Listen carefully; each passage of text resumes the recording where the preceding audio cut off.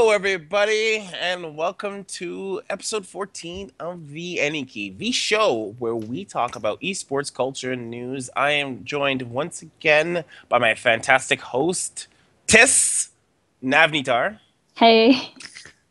and Forecourt Jester. You thought I was going to call you the hostess, didn't you? I was like, who's Tiss? Yeah. I don't know who Tiss is. Am I in the right place? I don't know anymore. You could have been the host named Tis. So how are you guys doing? I am good. I just bashed my ankle bone off the chair, but I'll be okay. Uncoordinated much. I had a great weekend. Yeah, it was. We had the Canadian long weekend and then we had the American long weekend. So just lots of joyous holidays for everyone. Did you celebrate both? No, but it was because it was the American weekend. It was my father's birthday. So basically, I had parties both weekends. It was still great. That little piece of information was missing. So I was like, well, American long. Did you just jump across the border and be like, oh, I'm going to celebrate both of them?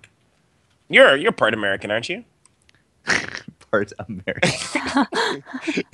Well, you're like Born in Arizona, yes, sir. But that's about as far as my American. Do you have a dual citizenship? Triple citizenship, would you believe? Oh, wow. third one. Oh, fancy. What's your third citizenship? Australian. You can't be born in three places. How does this work? 2 lineage and born in a third. Because if you were born in a country, you were automatically a citizen. Where were you? You were born in Arizona. So how did you get Canadian citizenship then? Like, well, all right. Okay, I just told you all 3 ways to do it.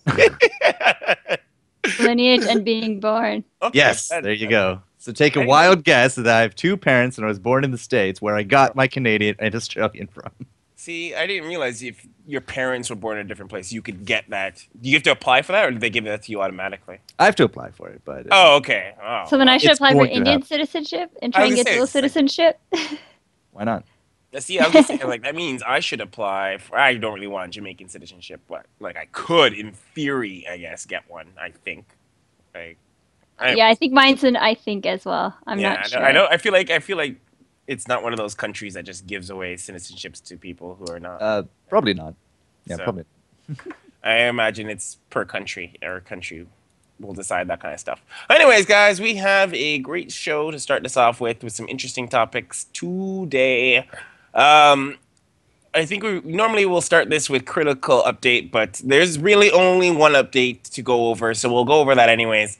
As you guys may or may not know, I don't even know if I announced in the last show, we have been glad to announce that we will be doing this year's AMD Radeon ExtravaLANza for 2015, which is a great honor for us and I think an awesome thing for the community. So essentially what we're looking at is... For the Toronto community, or? That's the community we serve. Tirana. Toronto. I think it's a great thing for everybody. I think it's okay. First of all, I think it's a great thing for AMD because they're getting into esports, and it's a good first step. Of course, their evil twin Intel has been in esports for quite some time, and it's they've been clearly dominating the space. So I noticed that Intel is teasing us. They're obviously going to announce season 10 very shortly. Of what? So, of Intel Extreme Masters? yeah, so like it was like season 1, and it's like a clip of what is obviously an infographic. It's like, and then yesterday was season 2, and today was season 3. So 7 days from now, we'll know the season 10 circuit. I just thought Intel Extreme Masters was a part of WCS. Like, I don't even... It's like its own separate tour, but it just has StarCraft as like part of its circuit. Kind of like how DreamHack has it part of its circuit. I'm pretty sure you get points for it too. So the Intel Extreme Master isn't a part of WCS. It's its own... Like, you get the points for WCS, I'm pretty certain. Okay, so it's a separate... league. Okay, it's a feed. All right. So that's an interesting... I always just assumed that was A, ESL's like main league, and B, it was pretty much all WCS, because isn't that what ended at Fan Expo last year? Like, that was... No, that was an Intel tour stop. Oh, Man, sometimes this gets really confusing. Like sometimes I get really lost in this stuff because I was like, oh, Intel Extreme Masters, this must be WCS because this is like WCS points, so I assumed. Okay, so anyways, we won't get too lost on this. Um, let's get into it. So yeah, AMD jumping in esports. This is really good news for us. Really good news for our local community. This is real good news, I think, for a lot of people. So we're not gonna spend too much on that. Go to eschamp.com/AMD Gaming to get all the great tidbits in terms of games. We're running StarCraft, Dota 2, and Counter-Strike. Obviously, this is our second tournament of which we will be doing Counter-Strike, which is exciting. I've had to do a lot of studying up on Counter-Strike rules and formats because I personally am not familiar with Counter-Strike, and we do have brought on some staff who are more familiar, but I like to be at least somewhat versed in the games that we handle. Let's go. Yeah, it's important to at least be somewhat versed in it. Sure, we have the admins who will know the game, but we'll see. Anyways, first up, let's have the discussion about what's first thing on our list. Upvote. So there's a new esports conference in town. This was interesting because in which town? San Francisco. That's where everything happens. It's just like you go to San Francisco and that's where all the magic happens, right? TwitchCon, all the other esports companies. And this is a first as well, isn't it? So it's more of like, I guess, a tournament first spot. So yeah, this is what the interesting is. The reason I wanted to bring it up is because this is aiming towards industry. So we don't see a lot of events that aim towards. So this is actually technically targeting myself. This is targeting like organizers.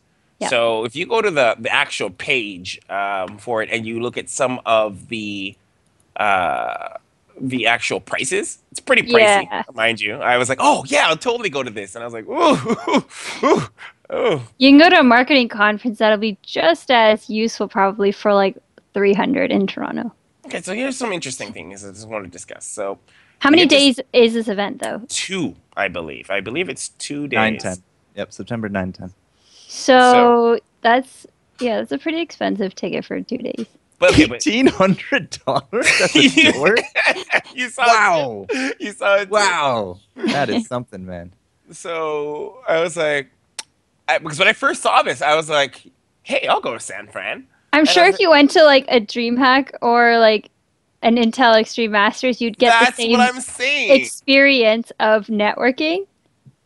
That's what I'm saying. Okay, so this is why I brought this on the show, because this is exactly what I was going to bring up, is that what the value proposition, first of all, I think is a cool idea because, yes, it brings this whole element of a little bit more legitimacy to our industry because we have an industry-related event.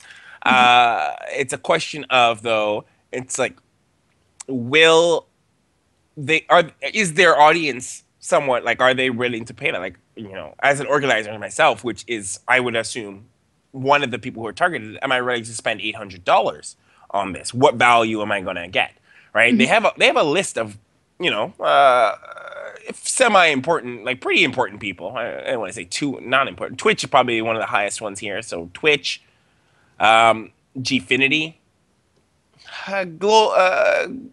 Gem, I guess, is fairly ish important. Like they've had some really interesting news in the media. So, they have decent guests. Would I find these people at a DreamHack? Probably. But you'd have a harder time finding them because they'd probably be doing something. But here's the thing, though. Everyone knows at an esports event, like, you never meet these people at the event. You meet them at the after party. These people... True. Yeah, you said, like, when WCS was here last time, like in 2013, you had dinner with, like, Kim and all those people. Oh, absolutely. How much did that cost you, Drek? It cost me no money. Oh, gas, I guess, to move people from the venue over to the actual place of which we were going to eat, and I guess a couple of beers. But like, it was one of those things where it's like, most people in the industry, from what I found, are fairly easy to, like, once you get into the room with them, it's fairly easy to have a discussion with them, right? Or to get, pick their brain on something. Like, Jester, you've been to a series of events. You've met a lot of, I would imagine, industry people. Yeah, of course.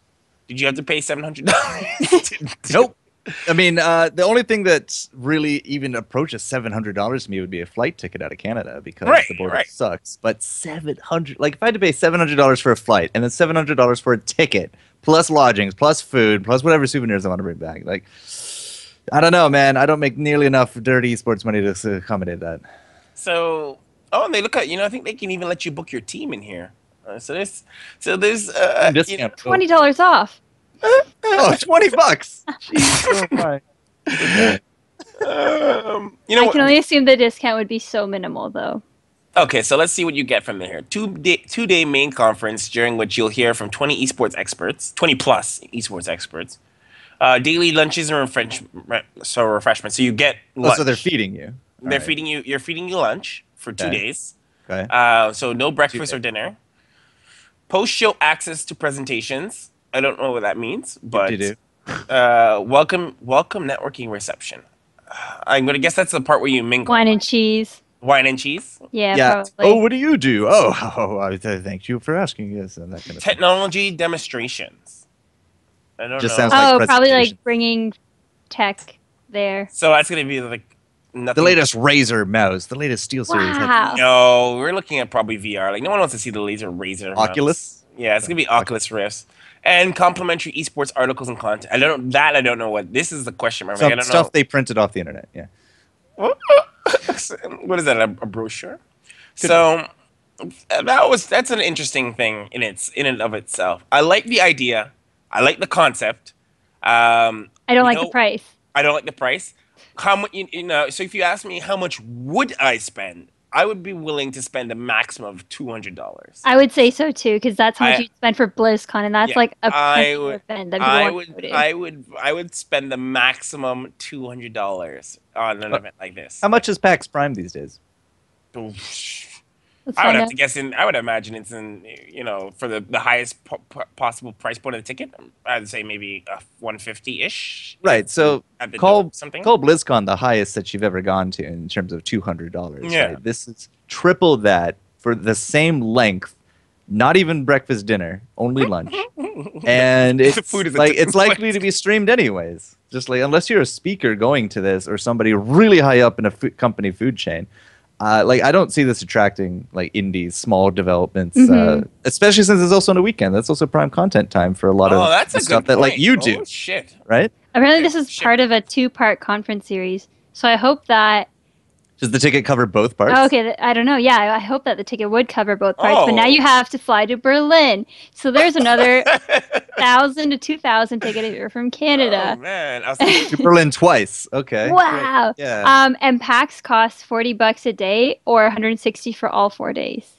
4 days for $160? Mm-hmm. That's a steal. Holy crap. Double the length, it's less price. Yeah. Okay. But maybe even factoring in food, it does not cover both parts, by the way.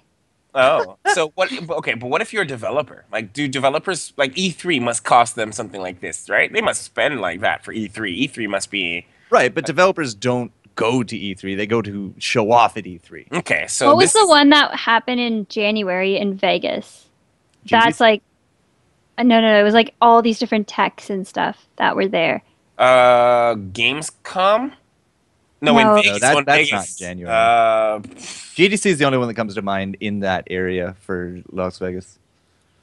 Maybe it was GDC. Okay. It's probably GDC.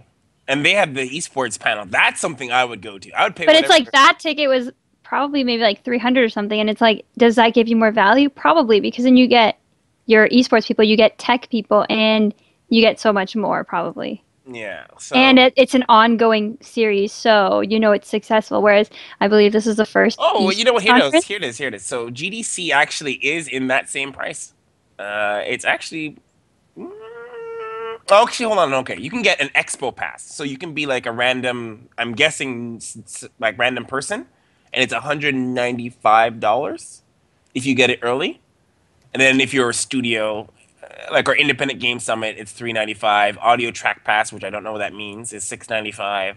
Summit tutorial. Oh, so the more stuff you add on this, I guess it just keeps going up higher tiers. So the highest tier is $14.95 for an all access pass.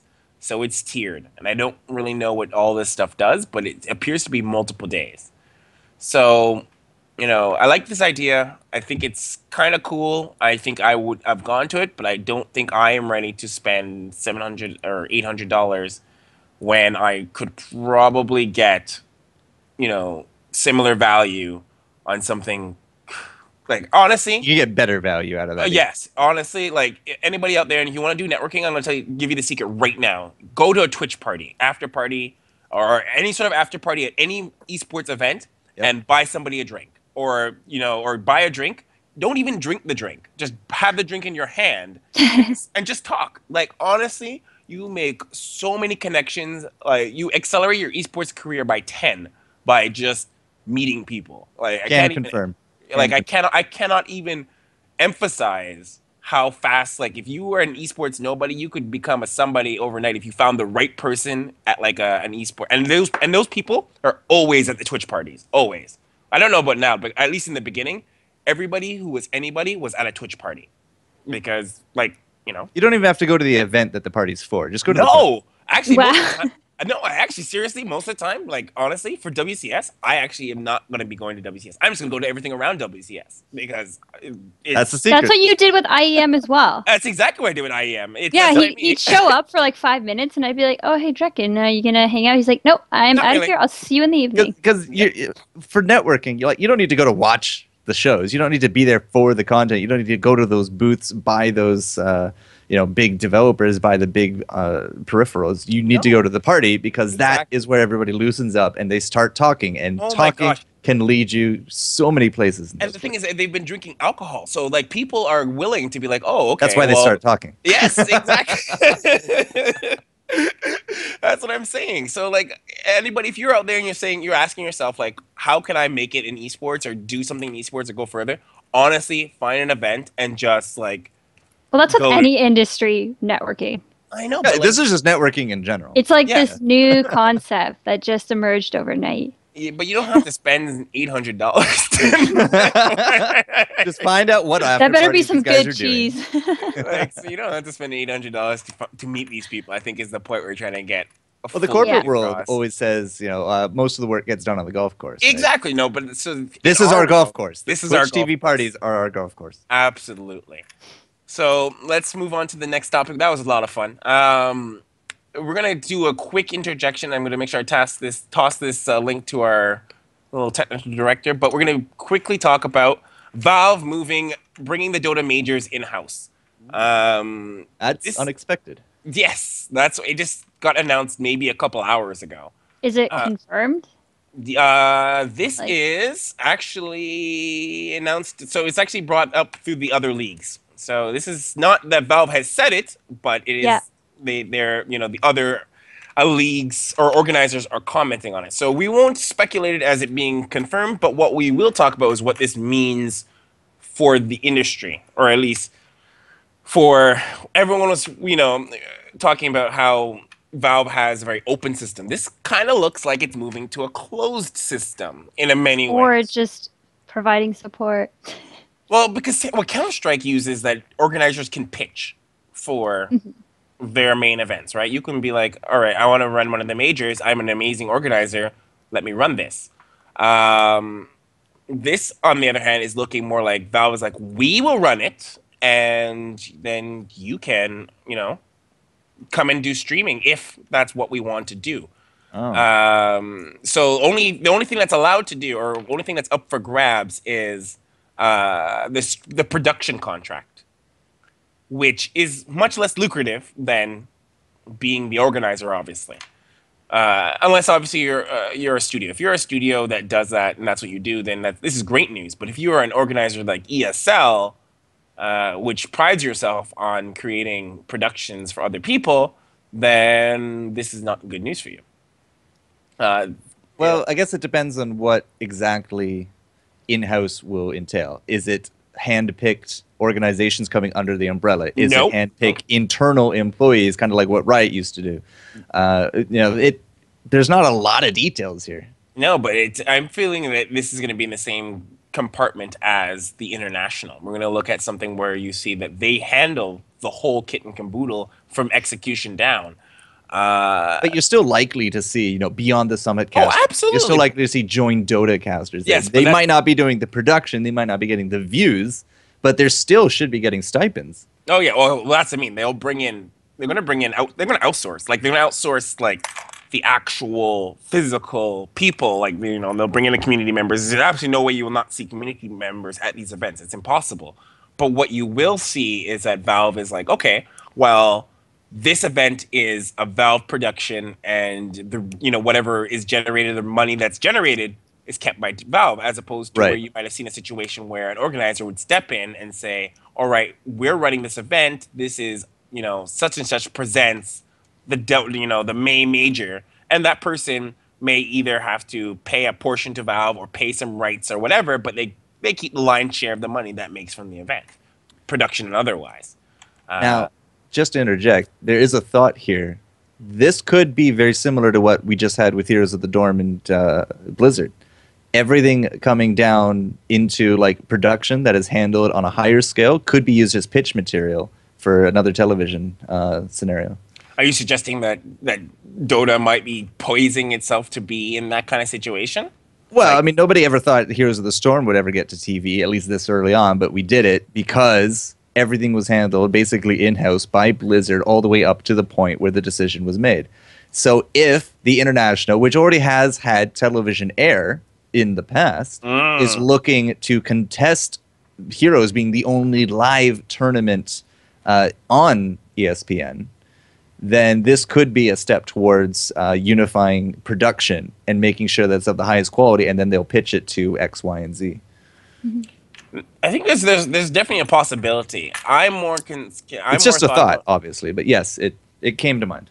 Of course, like I think that there's a level of which I don't, but the thing is, I still wonder if people are actually pursuing television still. Like I went with Blizzard and believe that Blizzard was using it as a marketing play, but I don't think that anyone is sort of saying, all right, let's place this on television. This is a strong financial deal. I'm thinking it's more that Valve is trying to protect the integrity of those particular tournaments.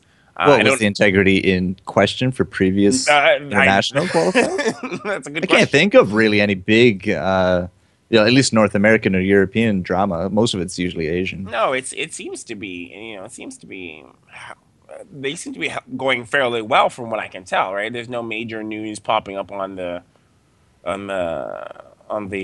radar.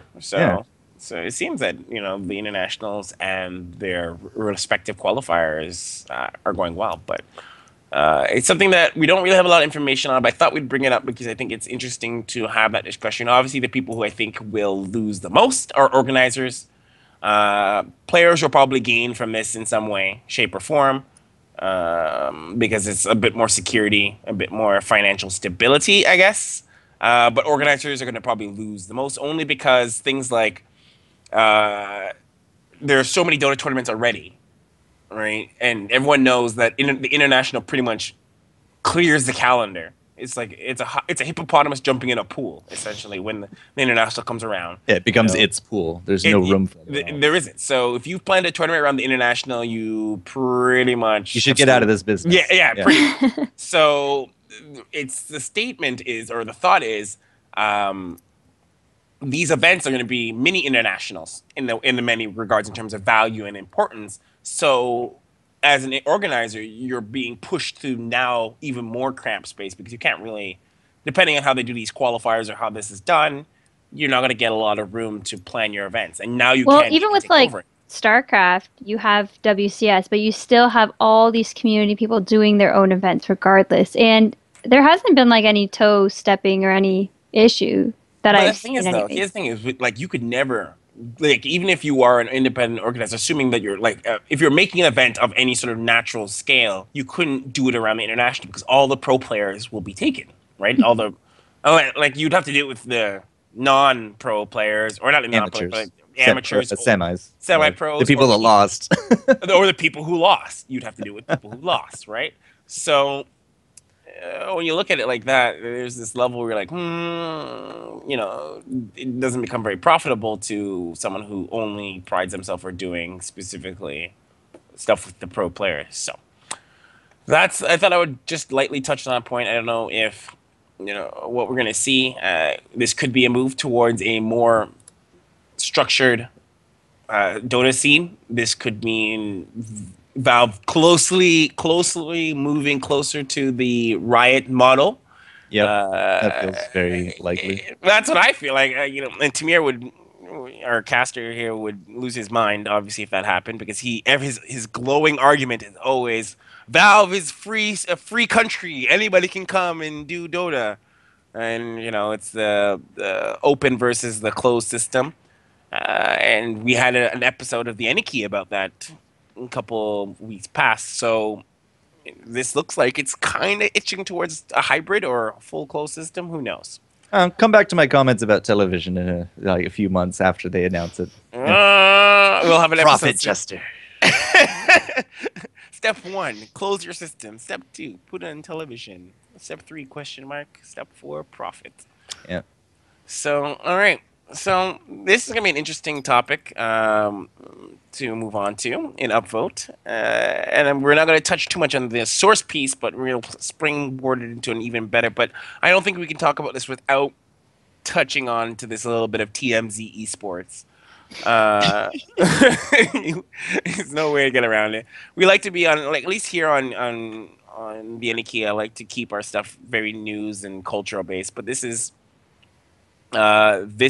essentially a bit cultural in many regards. So for those of you who don't know or are not up to snuff, there was a situation with Richard Lewis, a esports journalist for the Daily Dot, and him and Reddit. And this is going back a couple weeks, couple months, going back, and essentially he banned from Reddit and all his content, regardless if it came from him or not.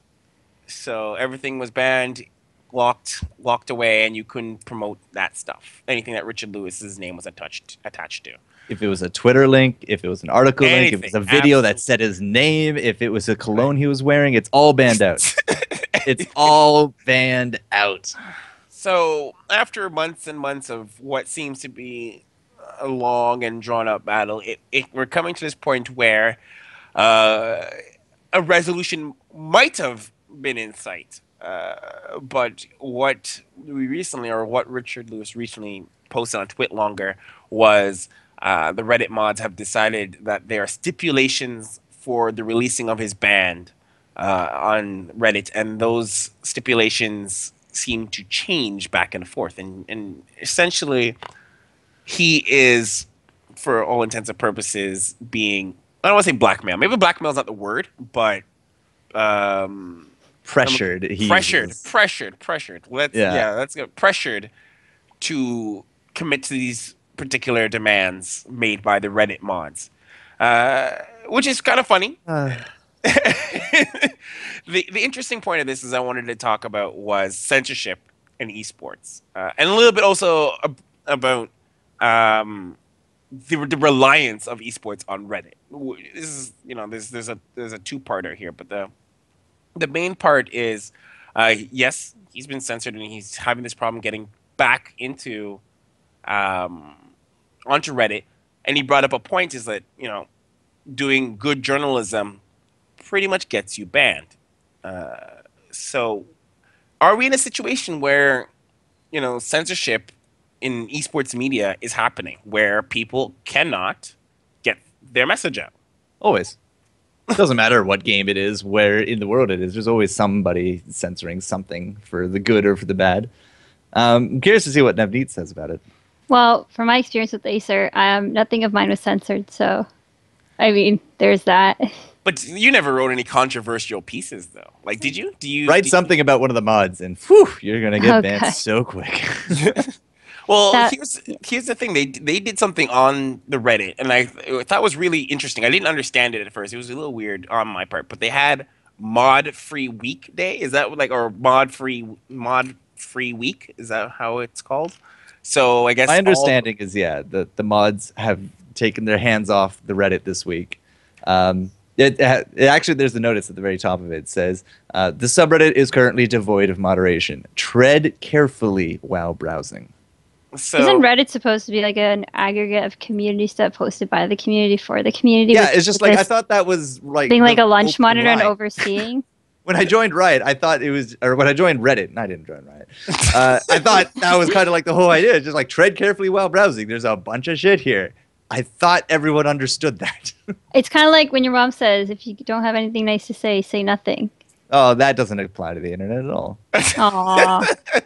have you been on the internet? Like, it's like people say all sorts of crazy, mean stuff all over the internet, no matter what, if they have it nice or bad to say or not. But Jesse here, Slaughter's dad might call the internet police. Watch out. so one of the things I thought was really weird is obviously this whole we're going to take a break, which I thought was odd, as I found out that no other subreddit the mods take a week off. Some Um, subreddits don't even have mods, so Yeah. well, you'd imagine this is supposed to be self moderated in the sense that your content is judged by your peers, and whether or not it gets seen is based on that, their capability. Mhm. The thing is that I guess when it comes to censorship, I think we have had there's a level of censorship around Reddit. I think esports personally is way too dependent on Reddit. Content creators of esports are super, super, super dependent on Reddit. The first thing that comes to my mind is On Gamers. Oh my gosh, rest in pieces. oh, Uh, slasher. is that I feel that we've come to this point where we require Reddit to drive content, right? It's one of these things. But then we've given Reddit this amount of power over not only our community but our industry as well. But who's As to far as blame? Like, not I'm saying who's to blame, but it's like it depends on how you want to consume your news, right? Like, if I want Canadian marketing news, I'll go to marketingmag.ca there's probably a and get my subreddit news for from that there. though. So it's like, so I choose to do that, and I choose to consume my news that way. But there's probably a subreddit for exactly that topic though. There is, but I don't check it out. But people would say But that's your personal preference to not check it. yes. Yeah. Unfortunately, it's not everybody's personal preference, and that's why we have such power here at Reddit, because it is such an aggregate of such varying, diverse interests. It attracts a lot of people, and 600,000 plus later here on League of Legends, it has attracted some of the worst people. And and here we are. They even gave them mod status, right? But obviously, we see this thing where certain people will obviously abuse the system. So there's reasons for mods to exist. I imagine, like I'm Isn't guessing Chanban? the Chan bots. Yeah, the Chan bots. The Chan bots. The Heroes of the Storm, actually, all the Blizzard ones went through a huge purging last year because it was basically Curse manipulating all the upvotes for all their content. And they were mods in every single one of those subreddits. Wait, the curse people were actually mods for. Yeah, we kicked out majority of them out of World of Warcraft, StarCraft, and Hearthstone and Heroes of the Storm. From vote manipulation. Now, maybe I'm a little bit of ignorance on that on my part, but I'm not even 100% like how a mod would do better at vote manipulation than a regular person. It's the fact that they were participating in it. So They're the ones supposed to be policing it, but they're the ones. It's like dirty cops. It's like they were dirty cops. So even Estrada, who brought up the thing with Reddit is that it's users driven, and because of the people turn to it for information. So that's an interesting point to bring up. It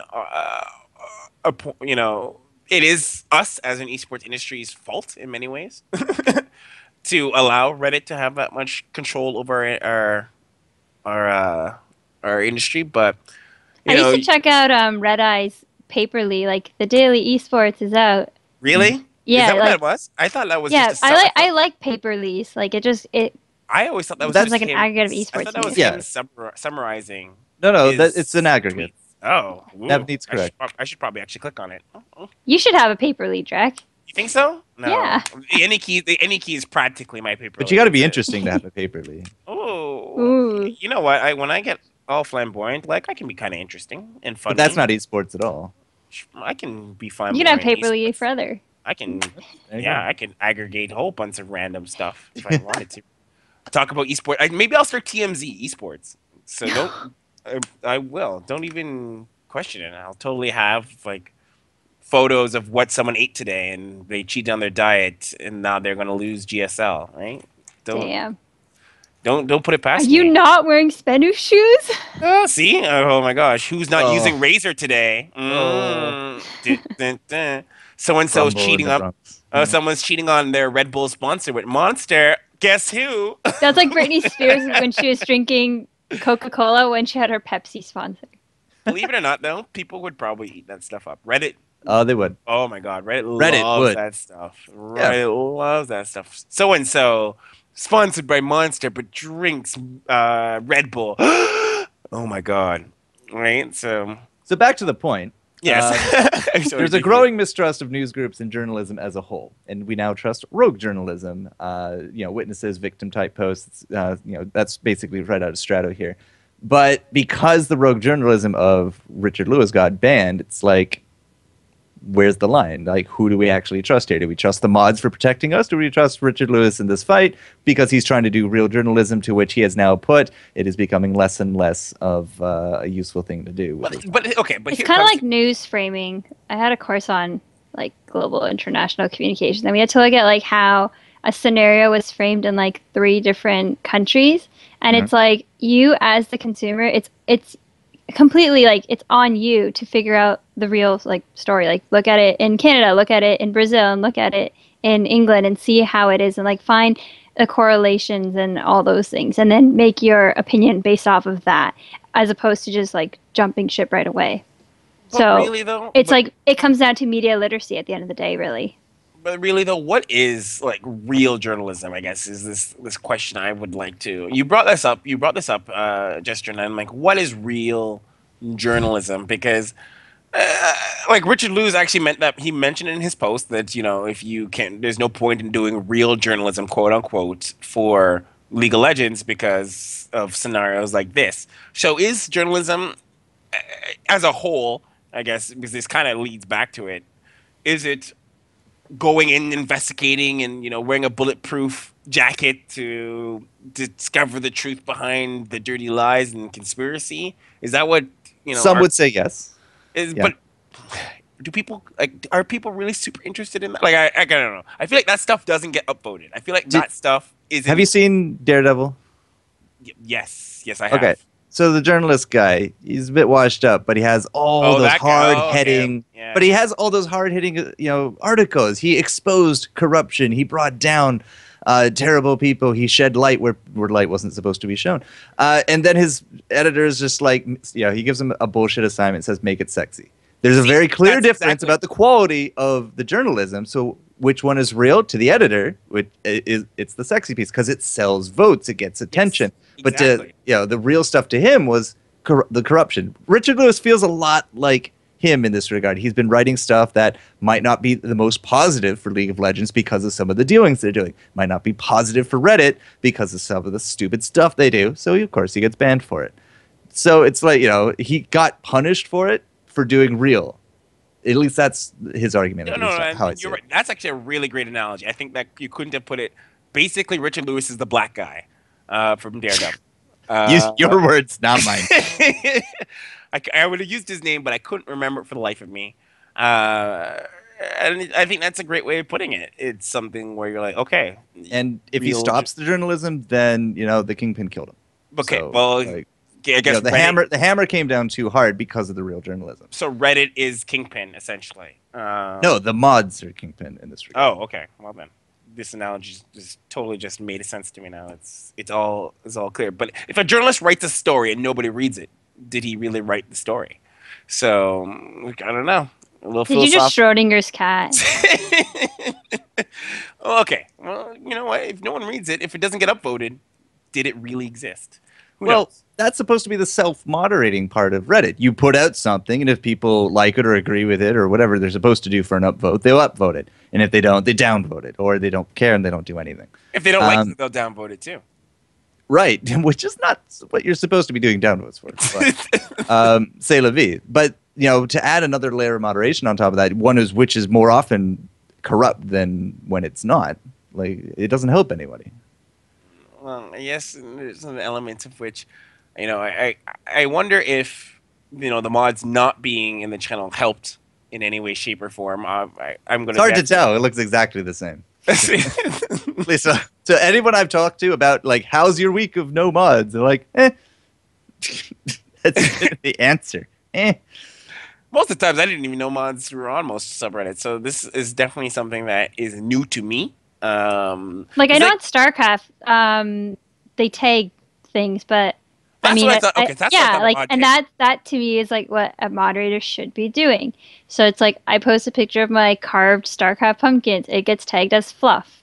Thank you for being organized. But the thing is, like, here's the question, like, or what it comes down to when I think about if are moderators themselves not censors? Like, do they not be? Are they not the censors of Reddit? Because if technically Reddit is supposed to be, Well, apparently it's just been like a lot of fan art has been posted this week. So it's like most of the time, does the fan art get filtered away then? That's a really good question. Because it's like that's kind of not cool. But okay, if Reddit is supposed to be that when you're on Reddit, your peers judge the content, but the moderators have some sort of power of what you see over it. Is that not? Does not. But it's like I wouldn't want them curating my content to their canon of what they think I should be consuming. Well, that's what you go to school for. I want to learn this professor's canon of learning, not. Oh right, so that's that comes down to it then. Like that's what I mean. I'm looking at it as the moderators of Reddit are like you can call them curators, whatever you might want to say. They're obviously not supposed to interfere, but when they do interfere, is that not censorship? Like should the community itself not be say, oh, we like this, or like if they voted something to an oblivion, they downvote it to an oblivion. Well, that's what the community does. If people stopped using Reddit, this wouldn't even be a problem. I completely agree with you, but there's nothing else even remotely close to serving, traffic, views. I know, content. like I feel like even if you were to create something that was not like Reddit, you would get an evil. You would get Reddit. You would get Reddit, like you would. We would all exodus and we'd run off to this new savior and we'd be like, oh my god, please save us, whatever new creature you are, save us from the evil Reddit. And they would just turn into the next creature, right? Because they would get drunk with power and then, that's it. So let's say magically League of Legends just disappeared, right? The subreddit, that is, not the game. Oh. Like, what would even suffer? Like, League of Legends is built up so far at this point. Well, they have like LOL eSports and there's editorial content there, so you would just go to that to consume it. Would, but the thing is, like, a lot of people, like even and even Blizzard has their own forums. I mean, I used to use those back in the day when I played WoW, but even the games used like. But like that was an active, like really, really, really live forum. I don't know what it is now, but no, it's kind of like down, and it's a lot about crying about balance at this moment. But like again, so what would actually suffer? Somebody doesn't get their fan art looked at. Somebody doesn't post a funny video. Somebody doesn't do something. You'll come across it eventually, or through a friend of a friend, you'll get linked. I think I feel like the media outlets would suffer the most. Like I feel like would they though? I mean, but would they? You would go to them to consume the information. How else would you get the content though? Where else? Well, a lot of people by now, 689,000 summoners that upvote anything will know that this site puts out content. Do they need Reddit to tell them that a site that they've been to multiple times in the past has new content for them? I think because that's a sad dependence. Well, and now you see where the power of the mods come from. Absolutely, because there used to be a time where we used to get it from RSS. I don't know about anybody else, but I can't remember the last time I used an RSS reader. Because you use Reddit now. Because yes, I am one of the people who do indeed use Reddit. And Stratos in the chat said, right, content creators, people who are trying to get discovered, like YouTubers. I think YouTubers alone would probably be the people who would get the most casualty. Which is funny because I remember reading about something about vote manipulations with YouTubers. Remember you were saying that thing about YouTube where you have the ability to explore that Twitch doesn't have. So you'd stumble upon them eventually, probably. Oh, yeah. No, absolutely. But being discovered isn't a one-way street. Like, you want to get discovered in as many places or Twitter's like a very active place to talk. Twitter is the hardest. I think the hardest platform to get discovered. There's so much. It's just a waterfall, right? To get discovered on Twitter. I think it's the hardest place to get discovered is Twitter. Like if you once you're discovered, it's great to connect with people. But if you want new people to discover you, I think Twitter is super hard.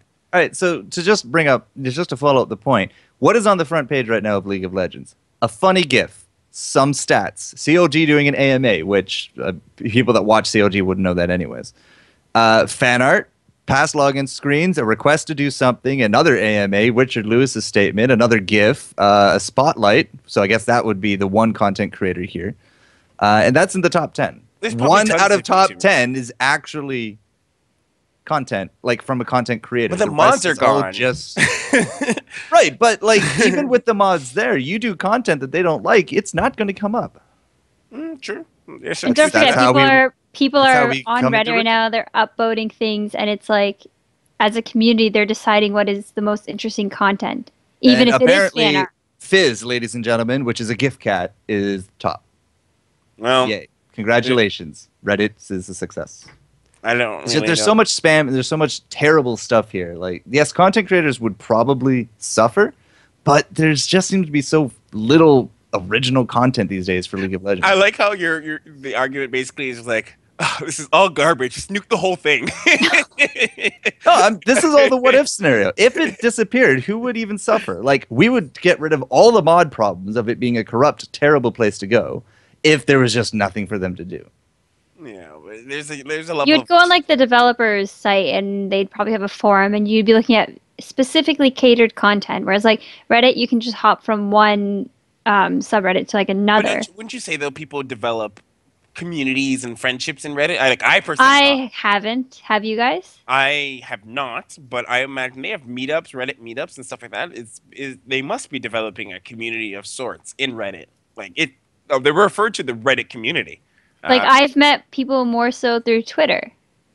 For me, Twitter is very powerful, but that's also because I know how to use it.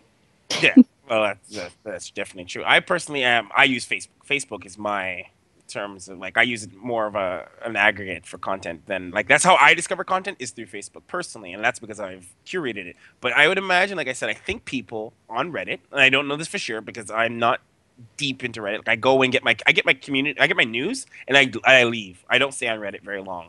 I get what I need. I go through my apps and whatever, and then go. But I imagine that people who spend a lot of time on Reddit have met friends or developed, they recognize names. Well, that's with anything you put time into. You put time into school, you'll meet a lot of people too. True.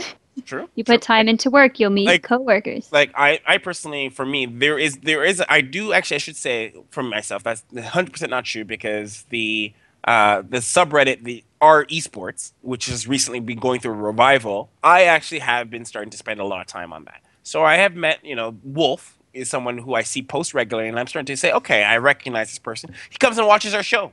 And, so once in a while, someone from that subreddit will post our show in the Reddit, and people will upvote it, So, like, I can see where there's some, I don't know, I would imagine on a larger scale, someone doing that or something like that is very valuable to somebody or a group of somebodies where, people are like, I recognize who you are. This person is awesome. I'm going to put his content down here because my friends and I are also here on this platform. So, I don't know. So going back to the actual, I guess, the discussion point here, I think the mods are a form of censorship on a platform that is supposed to be open to community. Let's just go to 4chan. Yeah. Oh, Jesus, terrible. All right, so we're gonna go into a debatable topic. I think that that wasn't our debatable topic. Oh, you know what? There's actually a big sway between our upvotes and our debatable topics. They pretty much mesh and meld together most of the time. But this is the actual debatable topic, and this is actually the difference between a debatable topic and, say, one of our upvotes. This is where I'm gonna actually open the floor to our audience to participate via chat, obviously, and we'll sort of talk about it as well, and hopefully get some little interaction dynamic goes on. So here's something that came across my desk while I was in our eSports, which is, like I said, one of my favorite subreddits to frequent. And someone had asked, what was I going to say? Our title is Upbaitable. Upbaitable. Upbaitable. Killing my clickbait. Can can any competitive game be an esports? Can any game become an esports? No. Splatoon. Well, I think it's competitive games. I think you can't be like obviously you can't be a single player game. So I think there has to Why not? be. Have you ever heard I of think speedrunning? esports like are developed with communities. Like Smash, I don't think that scene was meant to be like an esport because Nintendo never had a foot in it.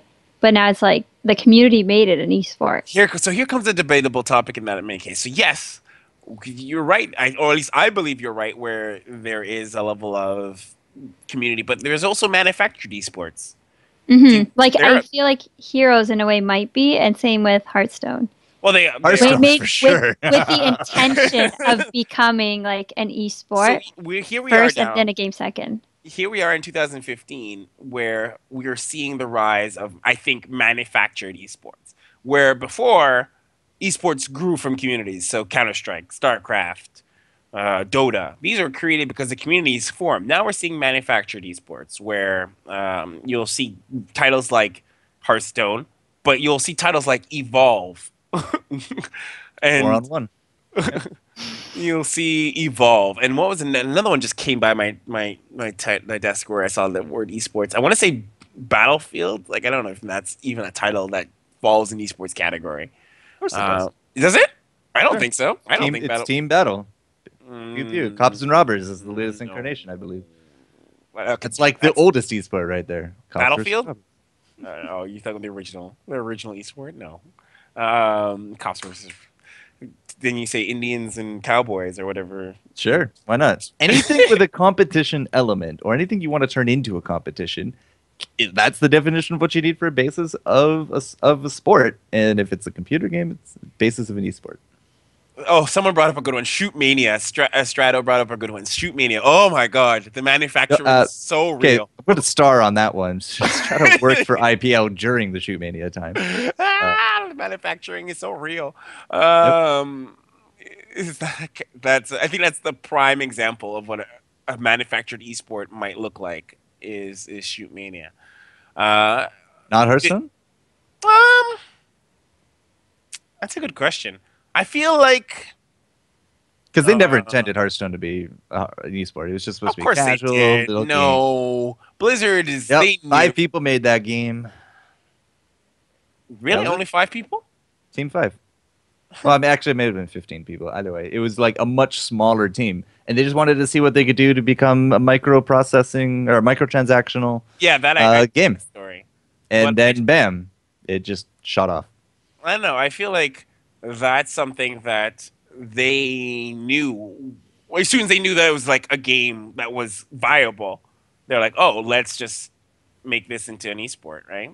So I would technically say speed running when you pit them up against each other is technically an esport because it's a competition. Would Who you gets say to the end? speedrunning? Who gets to the end first? Or I mean, it's there's like always a goal. esport is the umbrella, and then everything has like a sub.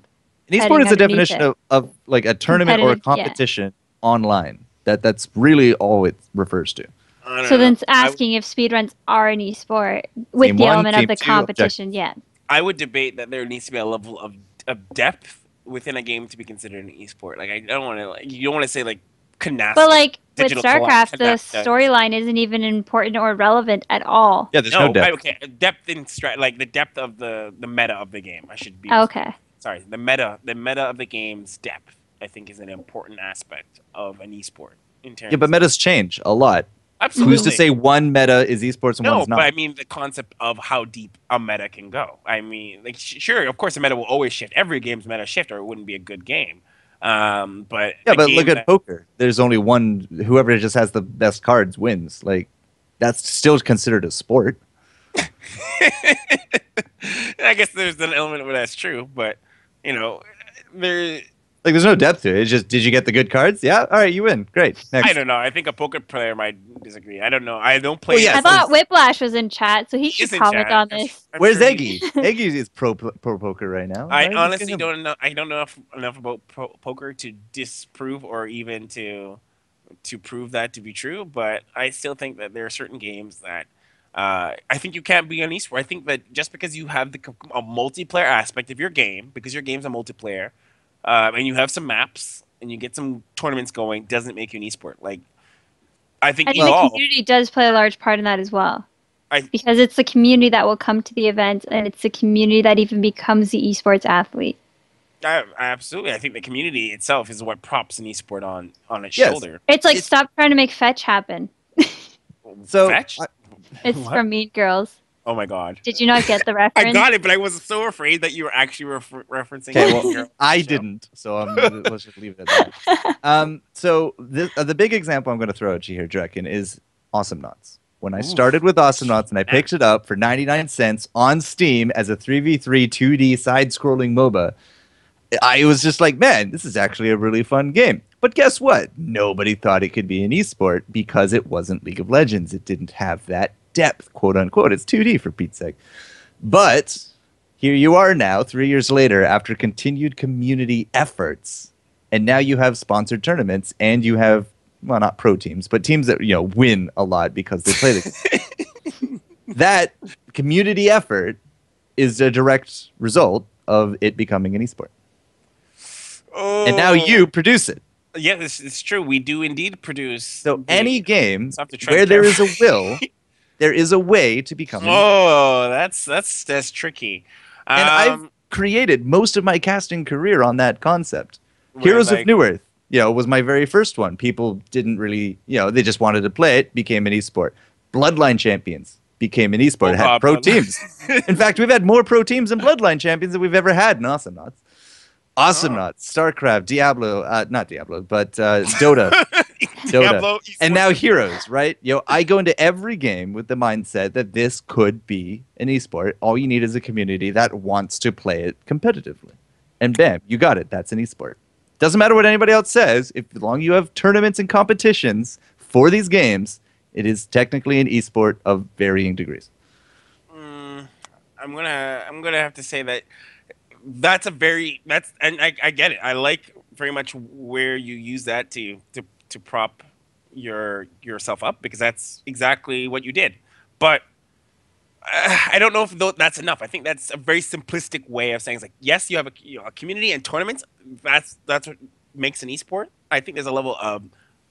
Well, is Splatoon going to become an esport? Oh my god! Because I can say no to that. Yeah. If you really want me to. Everyone is going to go straight to Overwatch, and if no one is right now, they're already with CSGO, because that's where the communities are. It's going to take too long for Splatoon to develop a community that would actually even care enough to make it their go-to game. I think that you could say something like, "Oh, well, Mario Kart could be an esport if there's just tournaments for it." Right?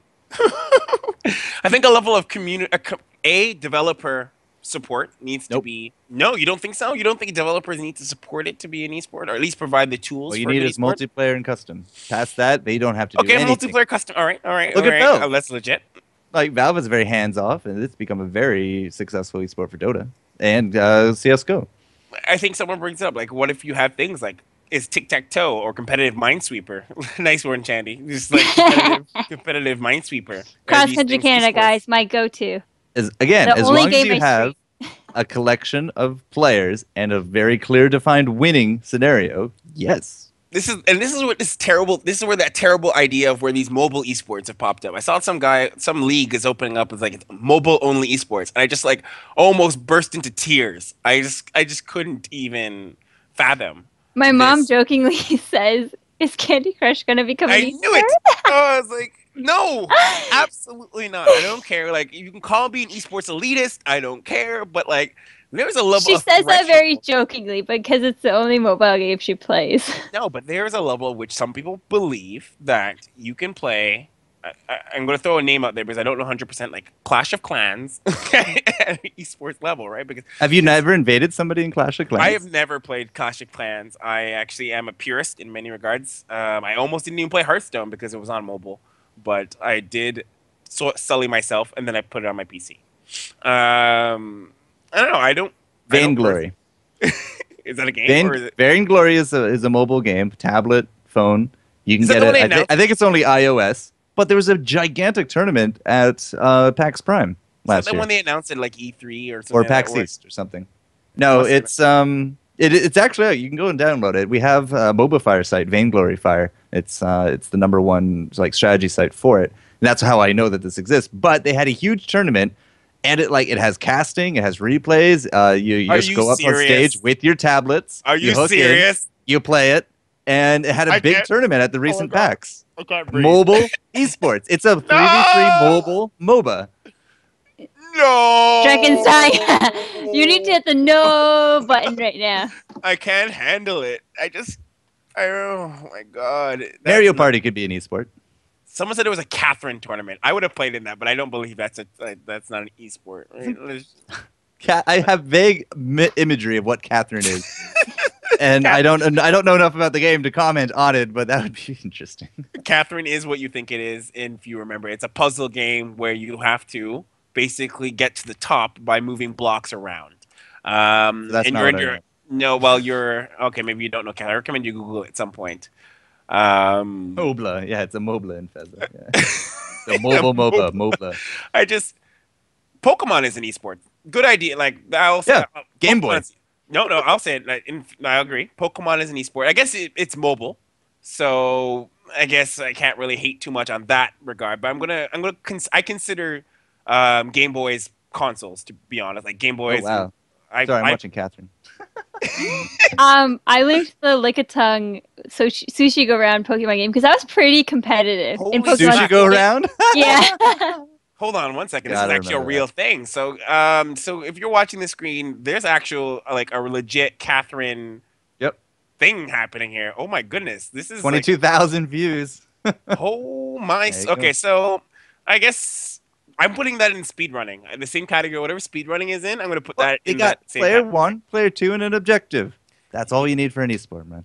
Okay. Well, we'll leave it to disagree or to agree in all our things. I don't know if we'll ever come to a real concrete solution. Oh, God, I thought that was Huck on Pokemon I thought it was Kane at first glance. I do personally. Oh, it's not a forecourt? I do consider Pokemon. Thank you, I do consider Pokemon an actual esport. There's a lot of depth and strategy. That it 100% meets my criteria. And that was meant for 6-year-olds. Yeah. But okay, well, I don't think you can label it based on its ESRB rating. I think that Pokemon is if you get into EV training and IV training, Pokemon is super crazy deep. I tried to get into it. I was like, oh, I'll play competitive Pokemon. Nope. Worst idea ever. Like those people are crazy. I thought Counter-Strike people were crazy. Don't get between some guy and doing his IV trainings or his EV trainings. He will rip your 40-year-olds hasn't eaten, hasn't showered in days. There's probably gonna die. There's a weird trick to it, and I couldn't wrap my head around it, and it was Pokemon masters hate him. This one weird trick. It was this weird thing that I don't know. It's this weird thing because it's an invisible number, and I was like, how do you train an invisible stat? But anyways, we won't get too deep in it because I don't know enough about Pokemon to really comment on it. So, all right, guys. So let's move to the last part of our show, which is the final thoughts, where we do a bit of a review. Oh, by the way, we should have competitive Pokemon Snap. I think that's something that's. Hey, no, this one, my Lickitung game. Oh my goodness. I'm pretty sure I just saw competitive Metroid on the channel. That was a 4-way speedrunning race, which is eSports. Yeah, I guess so. I don't know. I consider speedrunning to be its own category. I don't consider speedrunning to be esports. I consider speedrunning to be speedrunning, which is like track and field. Like, would you consider track and field an esport? Track and field is a sport. Yes. It? I don't know. Or not track and field, like the 100-meter dash. Is that a sport? Or is that just part of track and field? Yes. Okay. People train for that. They go to the Olympics for that. Fair enough. All right, final thoughts. Review on final thoughts. Reviewing the esports conference. Jester. I'll save my money, thanks. Final thoughts on the esports conference, Navneet? Just go to any other event. You'll probably network just as much there. My final thoughts is also along the same lines. Honestly, guys, just go to any Twitch party or after party around an esports event. Grab a drink. $700 later, back in your A lot pocket. of drinks. And Wow. I know. Well, you spend that money there instead. Final thoughts. Censorship. Actually, final thoughts on Valve and to bringing in the majors in-house. Jester. I think it's a bit more of a move towards a TV deal for the international. I really do think that they're going to try to unify production to have a marketable product for broader horizons. Ooh, that's a good final thought. Final thought on the same thing, Navneet. Well, I just hope it doesn't, like how you're saying, the local organizers or smaller groups, that they don't get like almost kicked out of the scene. Like there should be a way that they can all coexist. Well, I think that I agree with you. So, my final thoughts is like I agree definitely with Nav. I think that I'd like to see that the organizers get some sort of bigger share, or it's like a partnership as opposed to they can't right out organize these events. I think we're going to see something where they do qualify. If qualifiers is the thing, I don't know if these. I feel like these majors might not have qualifiers. I don't know, but usually you do. Organizers will probably team up to do the qualifiers or the tournaments leading up to it. We'll see. It's a little unfortunate. I think it's a very big and missed opportunity to have that. As I've said it time and time and again, the best value of having third-party organizers is the differentiation, the breaking of the standard tournament mold, because you get so many interesting tournaments from third-party organizers, in my opinion. So I think it's a missed opportunity for the Dota community to lose that. Final thoughts. Censorship in esports media, Jester. Censorship doesn't really benefit anyone, especially on a place like Reddit, which has built-in algorithms to deal with the censorship. If it's not upvoted, it won't stick around, guys. Guess what? But yeah, the whole mod situation just it makes me laugh as an outsider, but it makes me sad as somebody like potentially, what if I wrote something and one of the mods didn't agree and it just gets deleted like that? That's a very hurtful thing. So I think that the mods are very unnecessary in this regard. But final thoughts, Nav, on censorship in media. If I want to go to the Museum of Modern Art, I will go to the curated Museum of Modern Art. So you like your content curated? No, I'm saying if I want to do that. Oh. Otherwise, I will leave the exploration to myself. Oh, okay. I misinterpreted it because I was going to say, yeah, curated content. I do personally. I do like it curated to a degree. Like if there's things that obviously are offensive, that's what the moderator's there for, to make sure like there's nothing that's kind of hurtful to a person or things like that. Is that what they're there for? I don't know. Mods are supposed to be enforcing the rules, but more often than not, they break them themselves. So corruption. Yeah, so my final thoughts on the concept of censoring in esports media. I don't really see the value of mods in a Reddit scenario. I think that we've honestly as an industry have given Reddit this kind of power. Whether there's a solution to get that power away, I do not know. And you know what? I think that there is a level of corruption. So who knows? Final thoughts. I guess final thoughts on our debatable topic. Jester, what do you think about esports and anything, the competitiveness? Just wrap it up. Again, I mean, I've done multiple games where people said it couldn't be mini sports, and I've done multiple casts and tournaments and events doing basically what they said I could never do for that game. So as long as you have a clear, defined player 1, player 2 objective, sure. To me, it's an esport. Final thoughts, Nav, on any game competitive being an esport? The community will decide that. Ooh, I like that. My final thoughts is that I believe an esport requires, and take it as you will, because maybe I'm a little bit of an elitist, so I think an esport does require a level of depth in terms of meta and skill, developer participation, and I do agree that community and tournaments are an essential element. So that's the final thoughts on there. So guys, this pretty much comes to the end of our show. I want to say thank you first of all to our guys who are, and girls and ladies and all who are watching our show. I'm glad that you guys, like, I'm seeing a lot of familiar faces, so that's really exciting. Of people who have been coming here on a regular. You guys keep this show going. There's many times where I'm like, wow, what are we going to talk about this episode? I'm like, but we have to do it for the people. We have to do for the people who keep coming back. Who in Feza, you keep coming back. We keep coming for you specifically. Thanks, Phil. I come So from isn't Master it like- Dow. Props to that guy. Yeah, It's like 4 a.m. or something. I don't know Australia time. Maybe it's like 9 a.m. for him. Is it 4 or 9 a.m.? I don't know. Let's just assume 16 hour. 9 It a.m. should be noon for them. Okay. Thanks for wasting your lunch hour on us. So, thank you guys, our audience, for coming to watch it. We really appreciate you guys for being here. So, where can they find you, Forecourt, on the interwebs? Twitch, Twitter, YouTube, Facebook for Gorjester. I just signed a new deal with TGN, actually. So Wait, I'm what? now running Heroes content with them. Woo! New YouTube network. Yeah. The game network or the game? Gamers Network. Yep. Whoa, way to just drop that bomb. Whoa! Where have you been? That's public knowledge. I started the show last week.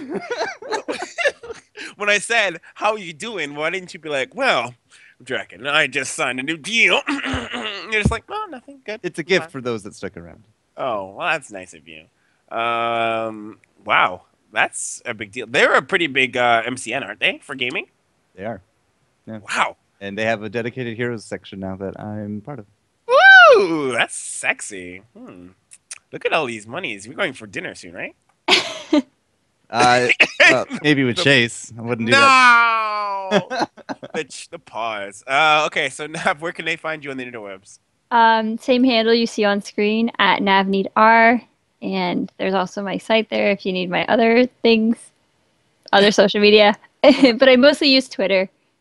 So. All right, guys. You can find me at Draconis. I'm on pretty much everything. I'm actually using Snapchat a lot, so more-ish. So find me on Snapchat there. Snapshoot. Snipshoot. Snapchat. And same thing with Instagram and Facebook. All these things, Draconis. Be sure to follow ESChamp, where we do our tournaments and awesome content here at ESChamp on everything. Facebook, Twitter, YouTube, finally, all under the ESChamp name. Except for Instagram. Except for Instagram. Gosh darn you, ESChamp. One day I will find you and I will get you to change your username. ESChamp. ESChamp. ESChamp currently has the ESChamp Instagram. So next week we are thinking of we're gonna try something new next week. We're gonna dual post this to YouTube live while doing to Twitch. So guys, we're gonna see what YouTube's live like. You know, if you guys have watched any of our episodes before, I've always said how much I thought it was really cool to kind of see where YouTube is going, YouTube Live, and seeing if it's a interesting platform. E3 is just around the corner, so we kind of want to see I will kind of want to see what's happening over there. If there's anything good, or if it's a good platform, or if they're, if it's more stable or whatever it is. But anyways, we're going to check that over. So we'll be here still on Twitch, but for those of you who like YouTube more, you'll be able to watch us on YouTube as well at youtube.com/ESChamp. So guys, thank you guys for watching this episode of the Any Key. Don't forget to spay and neuter your cats. Subscribe, like, go to ESChamp.com/signup, join our newsletter, all that good stuff. We'll see you next week. Bye.